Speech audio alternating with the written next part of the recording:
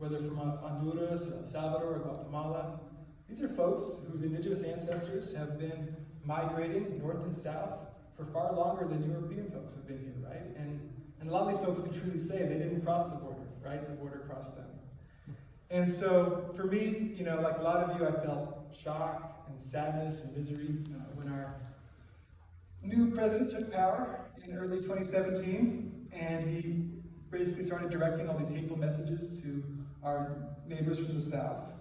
And it was interesting for me at that point of history. It turned out I was in the right place at the right time at City Hall here in Austin as a city attorney. And before that, my background, I had been a public school teacher, taught for 7 years in public schools, 3rd grade, 5th grade, and 8th grade. I ran after school programs and summer programs for low-income youth of all types. Met my wife in the public schools. I taught bilingual classes. Later decided to serve people in a different way as a civil rights lawyer. My parents tried to convince me not to. They said being a teacher is the most important thing you can do in this world, although they're both lawyers. So, but it really was concern for the immigrant community that actually first got me on that track to being a lawyer.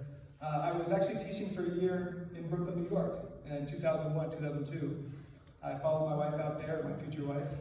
And I was teaching at a school in Brooklyn, teaching 8th grade on September 11th, 2001, when my assistant principal called me into his office in the morning and said, you know, look at the towers. And we were on a hill in Brooklyn, and we could see the towers and the smoke coming out of the buildings, the sky filled with glass. And I'll never forget that day, right? You know, being in an emergency in New York City, having my students wonder if their parents were okay. Coming back in the days and weeks after, and planes flying overhead, and my students ducking under their desks, you know, whenever a plane flew by. And I'll never forget how the New York community came together. You would go to some of the parks in New York, and there would be, unfortunately, all these missing signs up everywhere. But there were constant vigils. There were constant meetings of people coming together. Try to brainstorm, you know, how can we lift each other up? How can we show that America will be a leader for everyone in the world, that we will present an image of peace and justice and love. And I'll also never forget, unfortunately, how that moment of crisis was abused by some of the folks in power.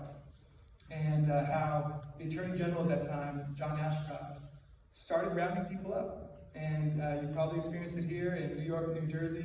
People started disappearing into something I wasn't even aware of at the time, that there was an alternate detention network for immigrants, right? And that folks of South Asian and Middle Eastern birth were being sent to these detention centers, and their families couldn't communicate with them. They were basically held incommunicado.